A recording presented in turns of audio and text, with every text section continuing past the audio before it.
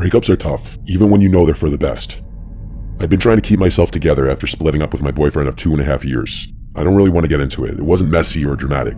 We just weren't right for each other anymore, but that didn't make it any easier. Some days, it felt like everything reminded me of him. I'd been forcing myself to stick to no contact, telling myself that it was the healthiest way for both of us to move on. It was hard though, really hard. One of the things I missed most about us was playing pool together. It was our thing. I'm a pretty decent player, definitely better than average, but my ex, he was incredible on his good days. He could pull off trick shots like it was nothing. 1-rail, 2-rail banks, kicks, combinations. I'm pretty sure he was even learning a standard mass. We each had pool tables at home, but obviously we're young, and staying inside every night wasn't exactly ideal. When we did go out, we always made sure that wherever we were going, usually a bar, had some pool tables. We hated crowded bars with long waits for tables and screaming patrons though, so the places we went were quieter, usually attracting an older crowd. Dive bars with old, scuffed tables and sticky floors were our sweet spot. Obviously, you can't expect to find a regulation table in pristine condition at any bar, but the dive bars were definitely a better shout than rowdy college bars. We were usually the youngest people there, but we didn't care. At that point in our relationship, we had grown somewhat bored of the typical college, let's get plastered every night mentality.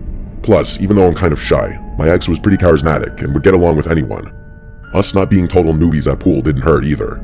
A few weeks ago, I found myself missing that part of my life more than usual. It was a random Wednesday though, so none of my friends were free. I didn't want to sit around the house feeling sorry for myself anymore, so I decided to head out to one of the bars we used to go to.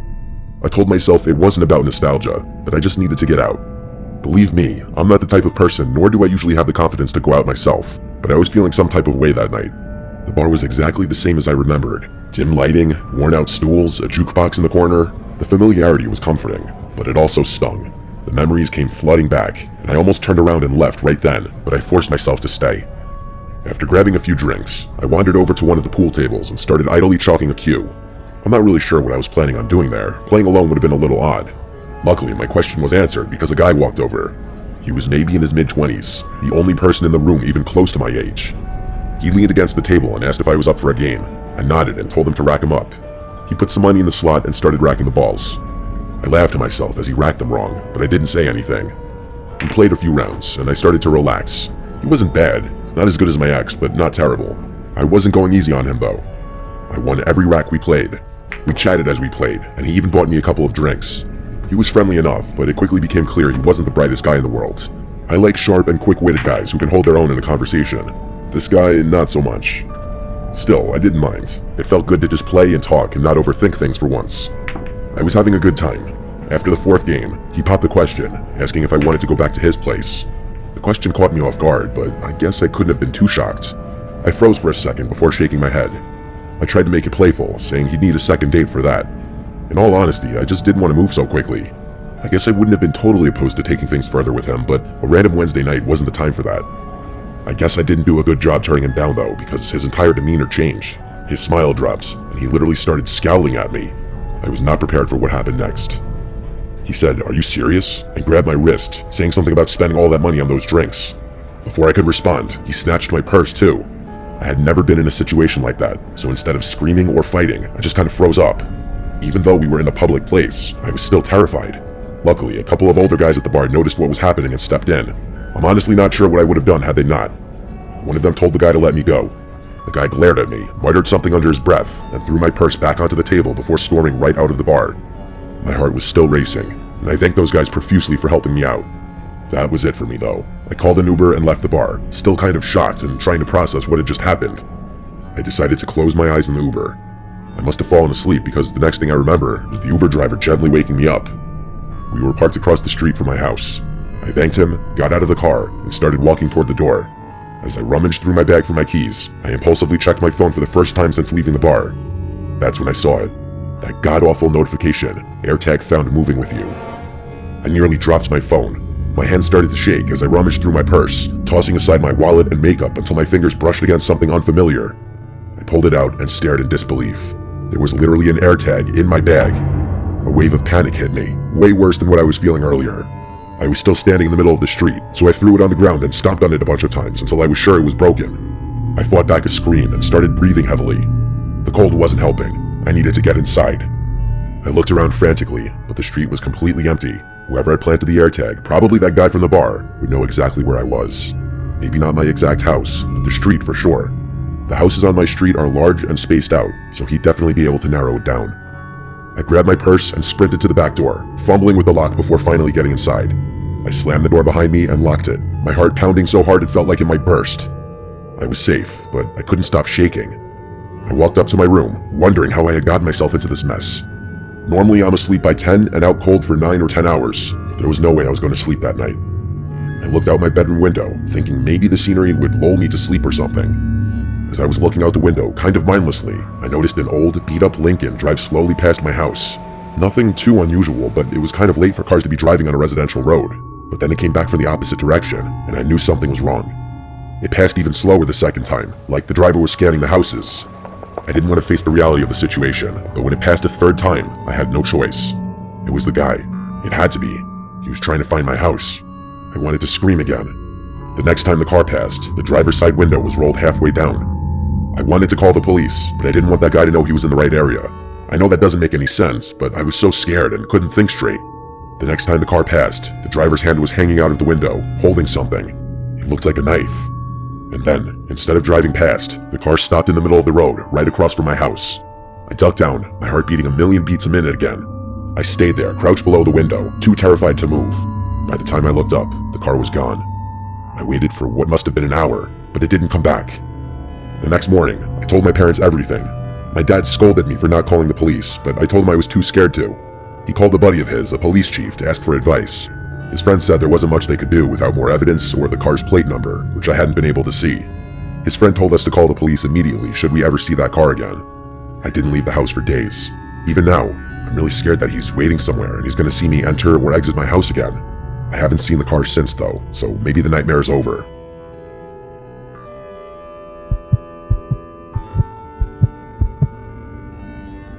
I don't have the most exciting life, but it's comfortable.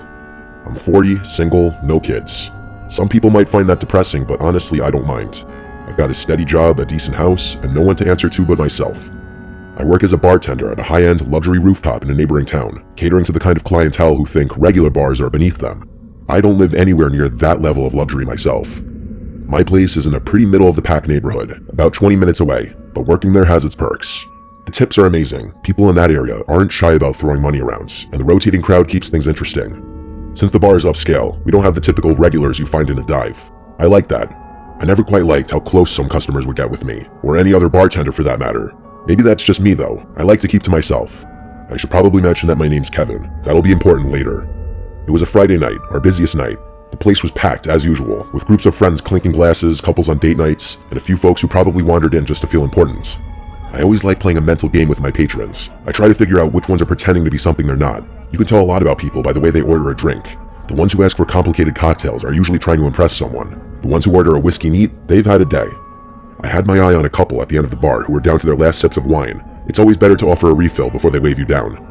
I was in my groove, mixing drinks and chatting with customers, when I noticed someone walk in who definitely looked out of place. I clocked the guy immediately. He was clenching his teeth and scowling like he was furious. He had jet black hair that wasn't combed and sat like a bird's nest on his forehead. He was wearing a blank black hoodie under a faded leather jacket, which looked like it hadn't been cleaned in years. There were stains all over it, but none of that was as unsettling as his face. Like I said, he just looked so angry. He made a beeline for the bar, but he didn't sit down. He just stood there, staring at me. I wondered to myself how he had gotten past the doorman in the lobby. I cleared my throat and asked if I could get him something to drink, trying to keep my tone neutral despite the weird vibe he was giving off. He didn't answer right away, which was strange. He just kept glaring at me like he was getting ready to swing. Finally, he muttered that he wanted a double shot of Jaeger. I nodded, grabbed a glass, and poured the shot. Jaeger isn't a drink we pour often here. Most of our patrons are likely to ask for something a little higher quality. But hey, if someone wants Jaeger, I'm not about to question their taste. I set the glass in front of him and moved on to serve a few other patrons. When I came back to charge him, he tossed crumpled cash onto the counter. That also threw me off. Hardly anyone pays in cash at this place. Again though, it wasn't my place to judge. The guy didn't say anything as I rang him up, and I was ready to move on when he spoke again. I still remember his exact words. "I knew I'd find you here, Kevin." I froze. My eyes snapped to his as I scrambled to process what he just said.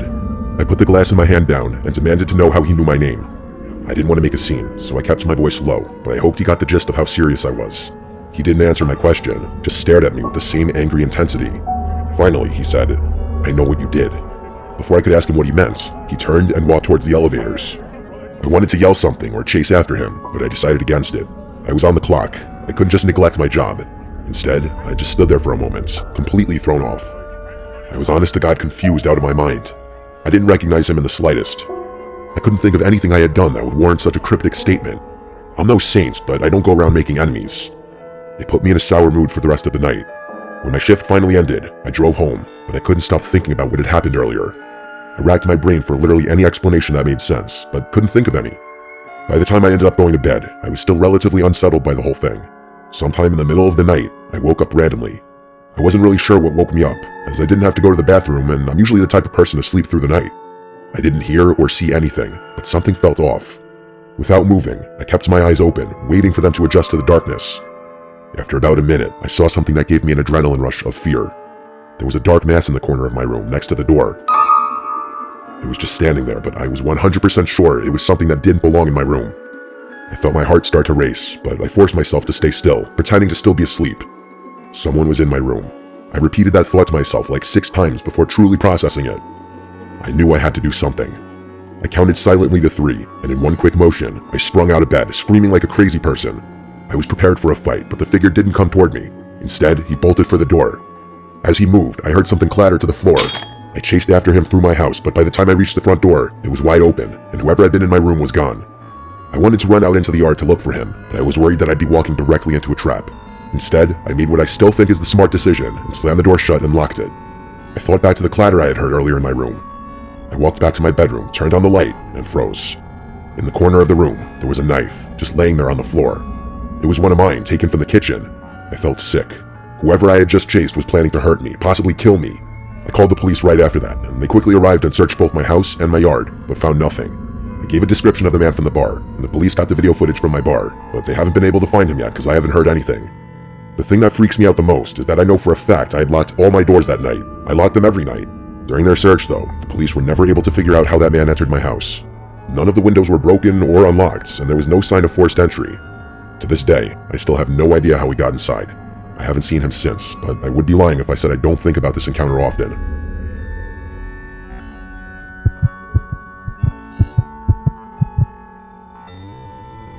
I work as a bartender at a bar and restaurant in a suburb just outside Baltimore. I'll do my best to explain the layout so the story makes sense. It's a busy place with a unique setup. There are no waiters, just bartenders like me and the cooks in the back. If you want to find food or non-alcoholic drinks, you have to order them at the bar, and when everything's ready, you grab it from the counter. I'm not sure why things are done that way, but I guess it had something to do with management being cheap and trying to avoid hiring waiters. Either way, it keeps things fast-paced, which I actually like. For whatever reason, the place is really popular, even though I personally don't think it's anything super special. The atmosphere is lively most nights, with great music, a buzzing crowd, and a standing area near the DJ booth where people gather to dance and chat. The constant flow of customers and the high-energy vibe make the job fly by. I love meeting and talking to new people, so the gig is perfect for me. I would probably lose my mind if I had to wait long periods of time between serving guests, but that's just me. I bet some people are the opposite. That particular night started off like any other. It was a weekend, so things were going to be super busy. I was ready. After a certain time, the bar started filling up with people. It looked like more of a younger college crowd that night, which meant more dancing, more spilling, and a rowdier environment in general. Oh yeah, and worse tips, which kind of sucked for me. This one group of kids just kept on ordering round after round of tequila shots faster than I could line up the salt and limes. It's always chaos when they take over the bar. One of them was so plastered he used the same pickup line on me like 3 times. I was running around doing my thing when I noticed an elderly couple walk in and sit down at the booth in the corner of the restaurant. At first glance, there was nothing strange about them. I just thought it was interesting that 2 people that age would want to come into a rowdy place like this. I didn't have too much time to think about it though, so I went back to work. Fast forward maybe 30 minutes to an hour. I was halfway through pouring a line of gin and tonics when I noticed the couple again. My hands kept working, muscle memory taking over, but my brain was stuck on them for some reason. That's when it hit me. They were just sitting there motionlessly. They hadn't ordered anything either. No food and definitely not any drinks, I would have remembered. I looked a little closer and realized that they weren't even looking at each other. They were both fixated at the wall next to them. From what I could tell, it didn't look like they were talking either. It was the strangest thing. I was beyond curious, but the bar was slammed, and I had too much to do to spend time wondering about it. I figured they might be waiting for someone or didn't realize how the place worked. Maybe they were waiting for a waiter to take their order. When I finally had a break, I decided to check on them myself. I walked over to the table and put on my most polite smile. As I approached, neither of them turned to face me. They were both still staring at the wall like statues. I cleared my throat and asked them if they wanted anything to eat or drink. The woman didn't even flinch. She kept staring at the wall like I hadn't spoken at all. The man turned his head slowly, like he was moving in slow motion. When his face came into view, I felt a chill run through me. His skin was pale and wrinkled, and his eyes were almost sunken into his face completely. He didn't speak, just stared at me and shook his head once, firmly but silently. Something about the way he looked at me made my stomach twist. I muttered something in response and quickly returned to the bar. I had the weirdest feeling in my gut after that. Those people looked like they didn't even belong in this century, let alone this bar. I didn't look over at that booth for a long time. Eventually, things started to die down a little, and I remembered the couple. I glanced over impulsively, and I nearly dropped the glass I was holding. Both of them were staring directly at me now. I made direct eye contact with the woman, but she never averted her gaze. I don't think I'd ever been more uncomfortable at my job than I was in that moment. I looked away and pretended to be busy, trying not to freak out completely. By the time I glanced back again, the booth was empty. I was relieved. I was just glad that they were gone, as mean as that sounds. By the end of the night, I was still thinking about the whole thing. As I wiped down the bar and closed up with my coworker Karen, I decided to ask her if she saw anything strange. She's, I guess, what you would call a vet. She's been working there for years and prides herself on noticing everything and everyone that comes through the doors. When I asked her about the couple, she gave me a confused look and said she didn't know what I was talking about. I looked at her blankly and told her I was talking about the elderly couple that was sitting in the corner booth. She shook her head and told me she didn't remember seeing anyone like that. She then jokingly asked me if I was hallucinating, which got a playful laugh out of me, but on the inside though, I was losing it. I knew what I had seen. I asked her if she was sure, and she crossed her arms before listing at least 10 random people who had ordered food that night and what they were wearing. I laughed again and complimented her memory, but like I said before, I was dying on the inside. By the time we locked up, I started doubting myself. As I walked to my car, I noticed something that made me nearly drop my keys in fear. Across the street, there were two dark figures standing under a lone streetlight. I knew it was them.